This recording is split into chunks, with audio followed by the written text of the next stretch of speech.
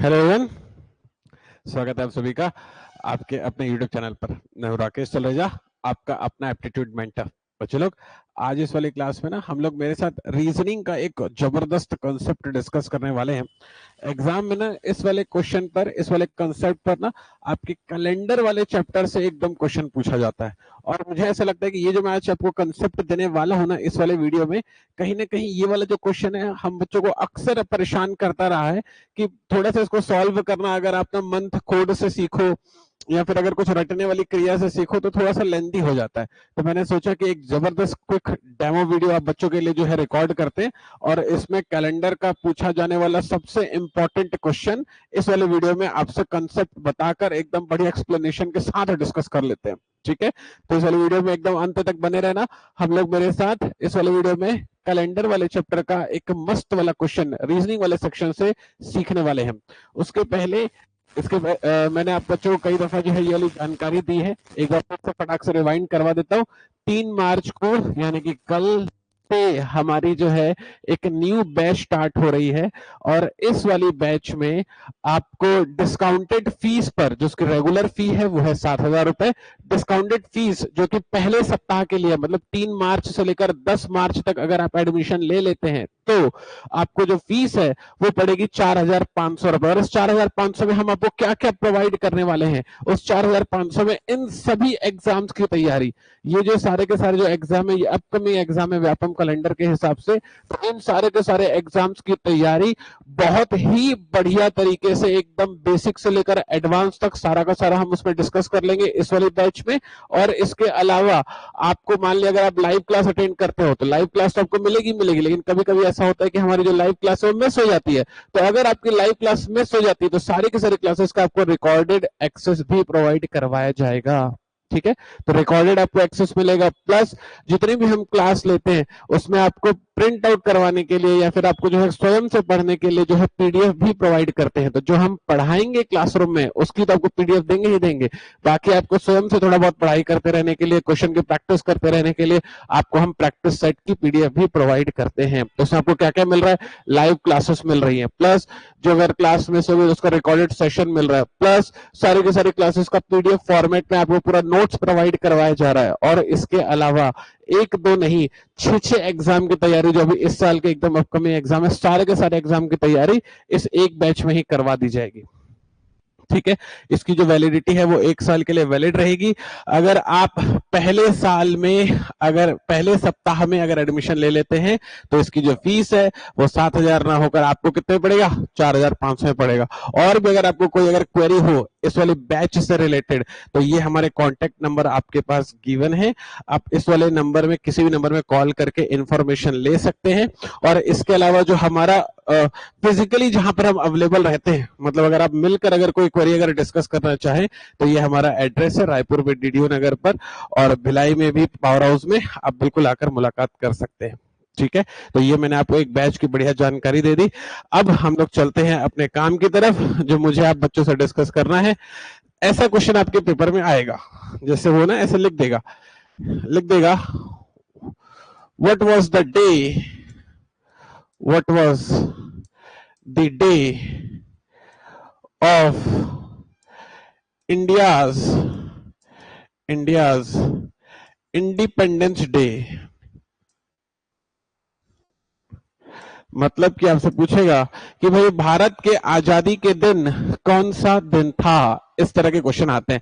मतलब वो कोई भी एक तारीख पिक कर लेता है और उस तारीख पर पड़ा होगा वो हमसे वो पूछता है। मुझे पता है कि जो आजादी है वो हम लोगों को 15 अगस्त 1947 को मिली थी, लेकिन 15 अगस्त तो तारीख है ना, उस दिन वार कौन सा था ये आपसे एग्जाम में पूछता है। ठीक है, तो ये रीजनिंग का एक बढ़िया क्वेश्चन हो जाता है। इस तरह के क्वेश्चन जो है आपके एग्जाम में बिल्कुल पूछे जाते हैं। तो ये जो क्वेश्चन है मुझे लगता है कहीं ना कहीं जो है बच्चों को थोड़ा सा परेशान करते हैं। तो इस वाले क्वेश्चन के लिए मैं आपको एक मस्त वाला कंसेप्ट दूंगा और आप इस वाले कंसेप्ट को अगर मेरे साथ थोड़ा सा ध्यान लगाकर सीखोगे तो आपको एकदम मजा आ जाएगा। ठीक है, चलो एक बार कोशिश करते हैं, मेरे साथ में इस वाले कंसेप्ट को सीखने का प्रयास करते हैं। चलो ध्यान देने की कोशिश कीजिएगा। देखो जो कंसेप्ट है जिसको मैं नाम देता हूं वो नाम है डूम्स डे मेथड का। ठीक है, डूम्स डे मेथड। तो इस वाले वीडियो में मैं आपको ये वाला जो मेथड है ये अप्लाई करना सिखाऊंगा, इसको आराम से एक बार मेरे साथ सीखिएगा। डूम्स डे मेथड में आपको आपको डूम्स डे पता चलेगा, डूम्स डे पता चलेगा, लेकिन किसका? डूम्स डेट का।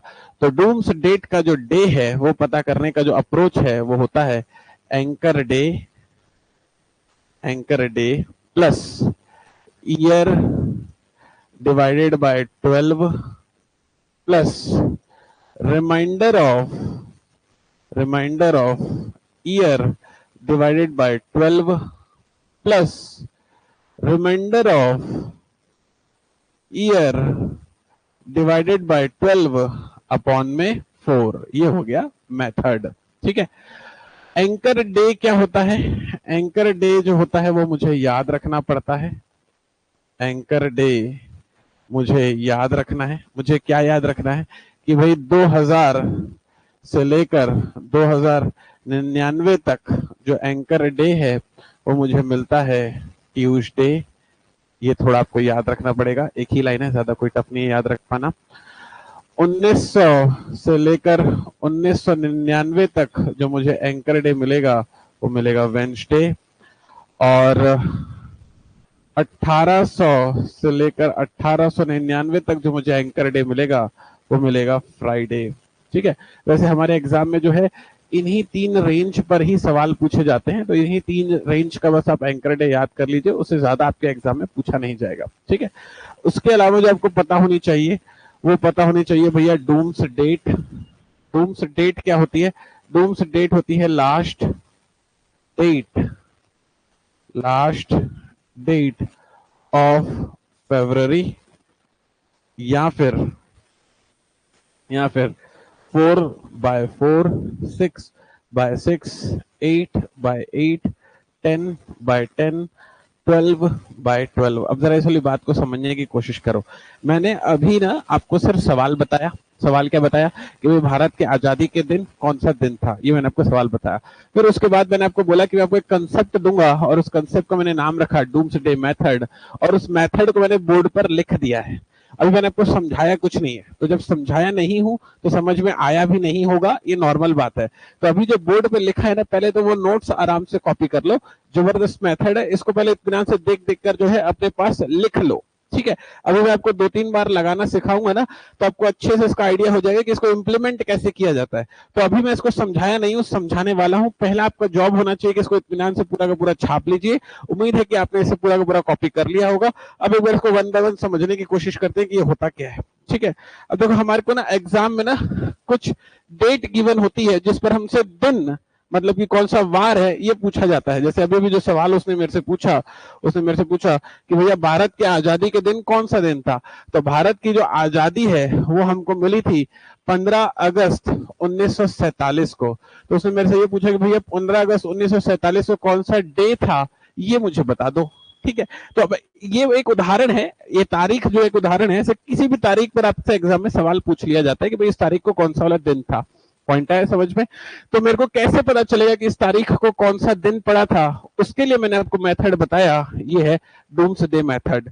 डूम्स डे मेथड में ये लिखा हुआ है एंकर डे।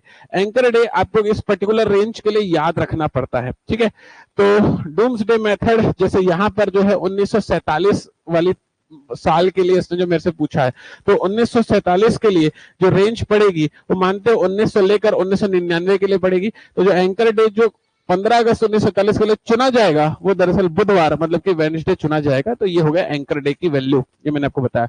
जो भी ईयर गिवन होगा उसको अपन 12 से भाग करेंगे, 12 से भाग करेंगे, जो भी रिमाइंडर बचेगा उसको अपन लिख लेंगे, और जो भी रिमाइंडर बचेगा उसको अपन 4 से भाग करेंगे। ये मैं आपको भी करना सिखाऊंगा। और उसका नीचे ये क्या लिखा हुआ जरा इसको भी एक बार देख लेते हैं।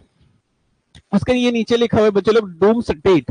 डूम्स डेट दरअसल क्या होती है कि ये जो मेथड होता है ना, ये मेथड हम लोगों को ना कभी भी, जरा समझना इस वाली बात को, ये मेथड जो है ये हम लोगों को कभी भी जो भी तारीख सवाल में गिवन है उसका दिन नहीं बताएगा। आगे बात समझ में? ये मेथड हमको कभी भी जो भी तारीख हमको सवाल में गिवन है उसका दिन नहीं बताएगा। तो जैसे सर जब उसका दिन नहीं बताएगा तो फिर क्या फायदा इस वाले मेथड को सीखने का, ये लास्ट में जाकर कनेक्ट करूंगा, सुनते रहना बस मुझे इत्मीनान से, ठीक है। तो जो ये जो मेथड है, ये डूम्सडे जो मेथड है, ये मुझे बताता है सिर्फ और सिर्फ इन सारी तारीखों का दिन। आगे बात पकड़ में, ये कौन कौन सी तारीखें लिखी हुई है जरा इत्मीनान से समझिए। जो फरवरी का महीना होगा उसकी आखिरी तारीख, अब देखो फरवरी के महीने की जो आखिरी तारीख है वो बदलती रहती है। कभी जो फरवरी है वो 28 दिन की होती है, कभी जो फरवरी है वो 29 दिन की होती है। अगर लीप ईयर होता है तो फरवरी जो है 29 दिन की पड़ती है, अगर नॉन लीप ईयर होता है तो फरवरी जो है 28 दिन की पड़ती है, ठीक है। तो वो मैं ईयर देखकर समझ जाऊंगा कि भाई लीप ईयर है या नॉन लीप ईयर है। ये आपको जब मैं सवाल हल करूंगा तो बताऊंगा कि लीप ईयर और नॉन लीप ईयर कैसे पहचानते हैं। तो अगर वो लीप ईयर हुआ तो फरवरी का 29 तारीख लिया जाएगा, और अगर वो नॉन लीप ईयर हुआ तो फरवरी का 28 तारीख लिया जाएगा। तो ये 4/4 लिखो, इसका अर्थ क्या है, चौथी तारीख चौथा महीना, 6/6 मतलब छठी तारीख छठा महीना, 8वीं तारीख 8वां महीना, 10वीं तारीख 10वां महीना, 12वीं तारीख 12वां महीना। आगे बात समझ में। तो मैंने आपको ये बताया कि ये जो मेथड है इनमें से किसी भी तारीख का मुझे दिन निकाल कर दे सकता है। इतने लिए समझ में आ गई। और इनमें से कोई भी तारीख जो होगी, समझना चाहिए वाली बात को, इसमें से कोई भी तारीख जो होगी वो मैं अपने मन से चुन सकता हूँ, सवाल में जो भी डेटा गिवन होगा उसके हिसाब से। मैं आपको चुनना भी सिखाऊंगा कि कैसे चुना जाता है। आगे बात पकड़ में, ठीक है। तो उम्मीद है कि ये जो मैंने लिखा हुआ है, ये जो मैंने बोला, ये थोड़ा बहुत आपको कनेक्ट हुआ होगा, पूरा समझ में भी नहीं होगा क्योंकि मैंने पूरा समझाया नहीं है। थोड़ा पेशेंस रखो, धीरे धीरे समझाऊंगा तो बात समझ में आ जाएगी। तो हम लोग क्या कर रहे हैं, अब एक बार इस वाले क्वेश्चन पर इस वाले मेथड को लगाने की कोशिश कर रहे हैं। तो वो क्वेश्चन में मेरे को क्या गिवन है, क्वेश्चन मेरे को गिवन है 15 अगस्त 1947। तो 1947 तो मुझे लेना ही पड़ेगा क्योंकि 1947 की वो बात चल रही है, इसलिए मैंने इसको कॉपी कर लिया। अब जरा बात को समझिए, मैंने आपको बोला था वो जो डूम्सडे मेथड है, सवाल में जो भी तारीख गिवन होती है उसका दिन नहीं बताता है। वो क्या बताता है, इनमें से किसी तारीख का दिन बताता है, इनमें से किसी तारीख का दिन बताता है। अब जरा समझो, 15 अगस्त ये कौन सा महीना होता है, 8वां महीना होता है। तो क्योंकि जो सवाल है वो 8वें महीने पर गिवन है, तो मैं इस वजह से मैं जानबूझकर क्या कर रहा हूं कि इसमें से मैं 8वें महीने का जो तारीख है वो चुन रहा हूं। क्यों, अगर मान लो मैं 6ठे महीने की चुन लेता हूं या 10वें महीने की चुन लेता हूं, तो फिर मेरे को 8वें महीने तक आने के लिए कैलकुलेशन करना पड़ेगा ना। तो मैं कैलकुलेशन वाला काम क्यों करूं। तो इस वजह से मैं क्या कर रहा हूं, जानबूझ के मैं ना 8वीं तारीख जो है 8वें महीने की वो चुन रहा हूं। इनमें से कोई भी चुन सकता हूं, लेकिन मैं ये वाली चुन रहा हूं। इससे ये होगा कि मैं सवाल में जो तारीख गिवन है उसके करीब पहुंच जाऊंगा। तो मैंने जानबूझकर, क्योंकि सवाल 15 अगस्त पर था, इसलिए मैंने 8 अगस्त वाली तारीख अपने डूम्सडे डेट वाले कॉलम से चुन ली। तो अब जो मेरे को मेथड है, डूम्सडे मेथड जो है, वो मुझे 8 अगस्त 1947 का दिन बता देगा। और जैसे ही मैं 8 अगस्त 1947 का दिन पता कर लूंगा तो 15 अगस्त पता करने में सेकंड्स लगेंगे। सिखाऊंगा कैसे होता है, तो जरा इत्मीनान से सुनते जाओ, इत्मीनान से जरा ध्यान दो। तो जो पहला स्टेप होता है इस वाली स्थिति में, डूम्सडे पर जो पहला स्टेप होता है वो आपको लिखना पड़ता है एंकर डे। एंकर डे जो भी रेंज गिवन होती है उसमें सेट किया जाता है। जो साल है वो 1947 है, 1947 इसके बीच में फंसेगा। तो जो एंकर डे है उसका मान क्या होना चाहिए, वेंसडे। तो एंकर डे जो है वेंसडे मैंने इसलिए चुना क्योंकि जो साल है वो 1947 था, तो यहाँ पर मैंने लिख दिया वेंसडे। इतना पॉइंट क्लियर हो गया आप सभी बच्चों को। चलिए बहुत ही बढ़िया। अगला वाला स्टेप क्या बोलता है, जरा यहाँ पर देखते हैं। अगला स्टेप बोलता है जो भी ईयर गिवन होगा उसको 12 से भाग दो। चलो भाई आ जाओ, ईयर कितना गिवन है मेरे को, 1947। इसको मुझे क्या करना है, 12 से भाग देना है, ठीक है। और इसमें एक मजे की बात है, जरा इसे भी सुन लो। मजे की बात दरअसल ये है कि आपको ना पूरे के पूरे ईयर को 12 से भाग नहीं देना होता है, सिर्फ और सिर्फ उसके आखिरी के 2 अंकों को 12 से भाग देना होता है। तो इससे आपका काम थोड़ा सा और आसान हो जाएगा, ठीक है। तो जैसे मैं 47 को 12 से भाग देने जाऊंगा तो बनेगा 12 कम 12, 12 दूनी 24, 12 तिया 36। तो यहाँ पे मैंने 3 लिख दिया, ठीक है। इसको इससे काटा होगा तो 3 बारी में कटा होगा, तो यहाँ पर मैंने 3 लिख दिया, सही है। फिर उसके बाद बोलता है कि भाई जब भी आप ईयर को 12 से काटेंगे, तो कुछ रिमाइंडर आएगा उसको लिख दो, ठीक है भाई, बहुत ही अच्छी बात है। जब 12 तिया 36 किया होगा तो जो शेष बचा होगा वो बचा होगा 11, ठीक है। तो उसने बोला जो भी आपके पास रिमाइंडर आ जाए, जरा यहाँ पर समझने की कोशिश करना आप, जो भी आपके पास रिमाइंडर आ जाए उस रिमाइंडर को आप किससे भाग दे दो, 4 से भाग दे दो। जो मेरे पास रिमाइंडर आया है, रिमाइंडर क्या है मेरे पास, 11 आया है, इस 11 को मैं 4 से भाग दे देता हूँ, ठीक है। तो 11 को मैं जैसे 4 से भाग दूंगा तो हो जाएगा 4 दूनी 8। तो यहाँ पर जो है ये 2 लिखूंगा मैं ऐसा। आगे बात पकड़ में, यहाँ तक कंफर्टेबल है अपन लोग। तो अब जरा इस वाली बात को समझने की कोशिश करना। 11 + 3 क्या होता है? 14। 14 का मतलब होता है 2 हफ्ते। 2 हफ्ते का मतलब होता है ये जो वेडनेसडे है खुद को 2 बार रिपीट कर लेगा, तो इसको लिखने की जरूरत नहीं है। सिर्फ और सिर्फ वेडनेसडे में 2 जोड़ दो। वेडनेसडे में 2 जोड़ दिया मैंने, एक जोड़ दिया तो आएगा थर्सडे, दूसरा जोड़ दिया तो आ जाएगा फ्राइडे। तो मुझे पता चल गया कि 8 अगस्त 1947 को शुक्रवार था। आगे बात पकड़ में। अब मुझे क्या पता है, हर 7 दिन बाद वो दिन खुद को रिपीट करता है। तो जैसे मैं इसमें 7 जोड़ूंगा, जैसे मैं 7 जोड़ूंगा तो जो भी तारीख आएगी, 8 और 7 कितना होता है भैया? 15। तो मैंने क्या बोला, हर 7 दिन बाद वो दिन खुद को रिपीट करता है, तो यही फ्राइडे खुद को रिपीट कर देगा। इसका मतलब ये हुआ कि 15 अगस्त 1947 को भी क्या था? फ्राइडे था। आ गई बात समझ में? तो जिस दिन हमें आजादी मिली थी वो शुक्रवार का दिन था। आप गूगल कर सकते हैं इस वाली चीज को। अब मैंने ये मेथड ना आपको पहली पहली बार समझाया है, इसलिए आराम से डिटेल में समय लेकर स्टेप बाय स्टेप लिख लिख कर आपको बताया। अब मैं अगर थोड़ा सा इसको फास्ट करना चाहूँ तो फिर समझ लगे बहुत फटाफट सॉल्व हो जाता है। ये मेथड बहुत ही बढ़िया मेथड है, हमेशा आपको करेक्ट आंसर देगा और आपके हमेशा एग्जाम में समय भी बचाएगा। आगे बात पकड़ में। तो आप बच्चों को इस वाले मेथड को बहुत अच्छे से सीखना है।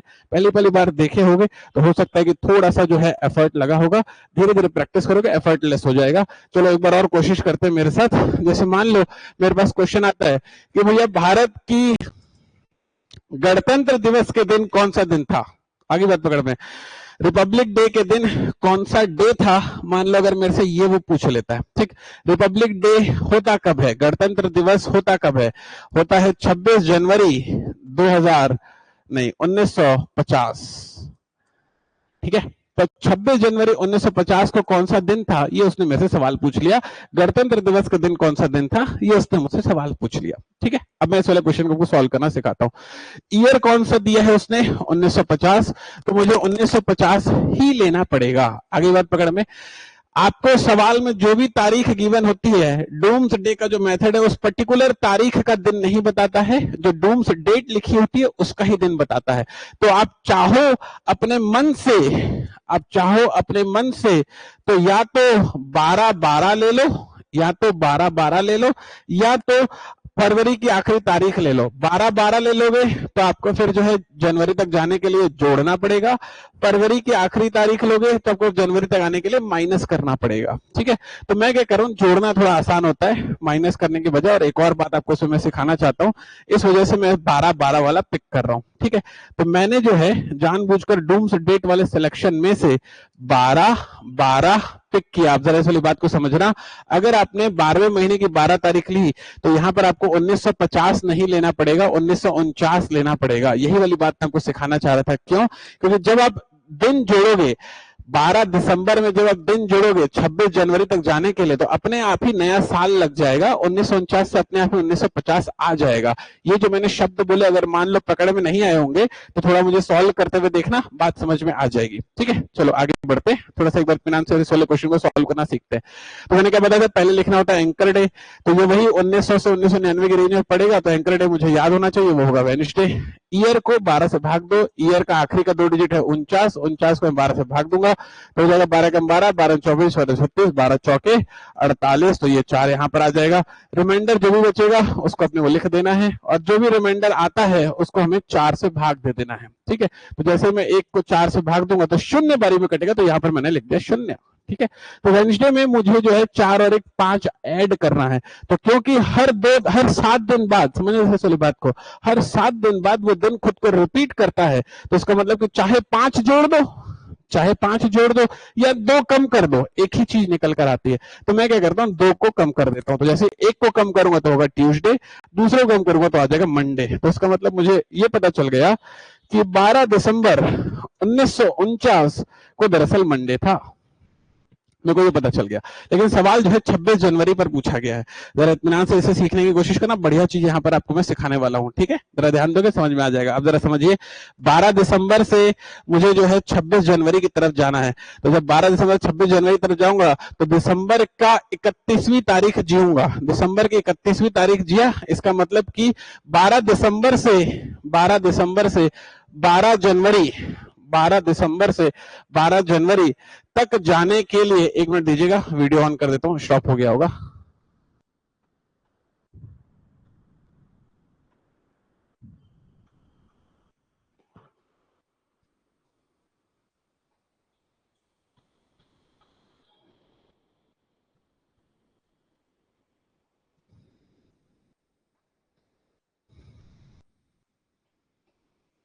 चलिए, उम्मीद है वीडियो विजिबल होगा। फिर से बताता हूं एक बार। मुझे पता चल गया कि 12 दिसंबर को मंडे पड़ रहा है, तो मुझे जाना है 12 जनवरी तक। जरा समझना, 12 दिसंबर से 12 जनवरी तक जाने के लिए मैं दिसंबर के 31 दिन जीऊंगा। तो यहाँ पर मंडे में 31 ऐड करना चाहिए था, लेकिन वो मैं 31 इसमें जो है ऐड नहीं करूंगा। 31 ऐड करने से क्या होगा कि काम ज्यादा हो जाएगा। तो क्योंकि हर 7 दिन बाद वो दिन खुद को रिपीट करता है, तो मैं पता करूंगा भैया 31 में दरअसल कितने सप्ताह होते हैं। तो जैसे 31 से काटूंगा तो 7 चौके आ जाएगा 28, तो 4 सप्ताह होते हैं। इसका मतलब कि ये जो मंडे खुद को 4 बार रिपीट कर लेगा। 4 बार रिपीट करने के बाद फिर से मंडे ही आ जाएगा, और इसे काटोगे तो रिमाइंडर कितना बचा होगा, 7 चौके 28, और रिमाइंडर बचा होगा 3, तो 3 इसमें दरअसल जोड़ा जाएगा। तो यहाँ पर 31 जोड़ने की बजाय मैं सिर्फ 3 जोड़ूंगा तो भी सेम चीज ही निकल कर आएगी।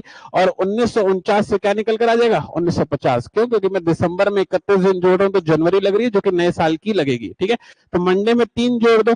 मंडे में एक जोड़ूंगा ट्यूसडे, दूसरा जोड़ूंगा वेडनेसडे, और तीसरा जोड़ूंगा थर्सडे। तो इसका मतलब मुझे ये पता चल गया कि भैया 12 जनवरी को थर्सडे था। ठीक है, अब 7 जोड़ दो तो 12 और 7 होता है 19, है ना। तो मैंने बताया था हर 7 दिन बाद वो दिन खुद को रिपीट करता है, तो इसका मतलब कि फिर 19 जनवरी को थर्सडे होगा।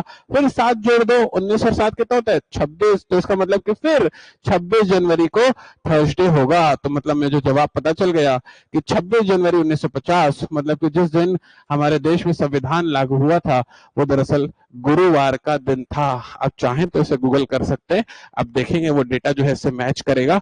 अब ये जो मैंने क्वेश्चन आपको सॉल्व करके दिया, जानबूझकर मैंने थोड़ा डिफरेंट क्वेश्चन लिया कि भाई अगर मान लो कि वो महीना जब डूम्स डेट में नहीं फंसता है, तब अपन उसको कैसे हैंडल करते हैं, ये सिखाने के लिए मैंने आपको ये अलग से एक कैलकुलेशन करवाई। आइडिया मिला?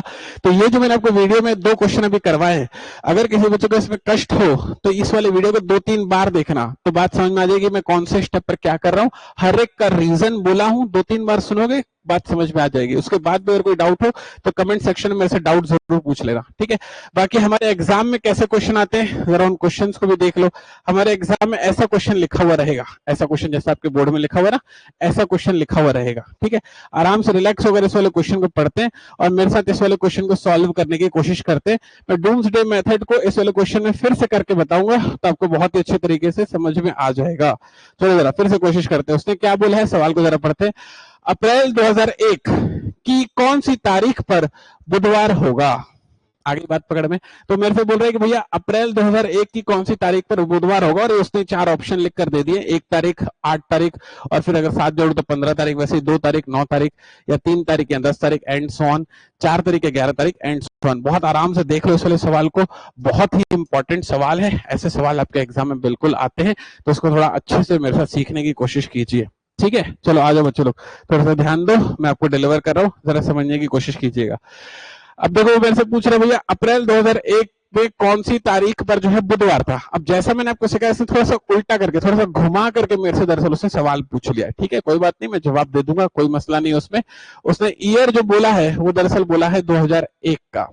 ठीक है, तो जो 2001 है, अगर आपको डूम्सडे वाला मेथड याद आ जाए, तो 2000 से लेकर 2099 वाले रेंज में फंसेगा, जिसकी वजह से जो एंकर डे है, वो मेथड लिखे हो ना, उसे पलट के देख लेना, एंकर जो डे है वो ट्यूसडे लिया जाएगा। अगली बात पकड़ में, अब कौन से महीने की बात कर रहा है, वो अप्रैल की बात कर रहा है। तो मैं डूम्स डेट जो है, डूम्स डेट में कोई भी तारीख उठा सकता हूँ, 4-4, 6-6, 8-8, 10-10, 12-12 में कोई भी तारीख उठा सकता हूँ, क्योंकि वो चौथे महीने की बात कर रहा है, इसलिए जानबूझकर मैं 4-4 वाली तारीख उठा रहा हूं, जिससे क्या होगा कि आंसर जो है थोड़ा सा जल्दी निकल कर आ जाएगा।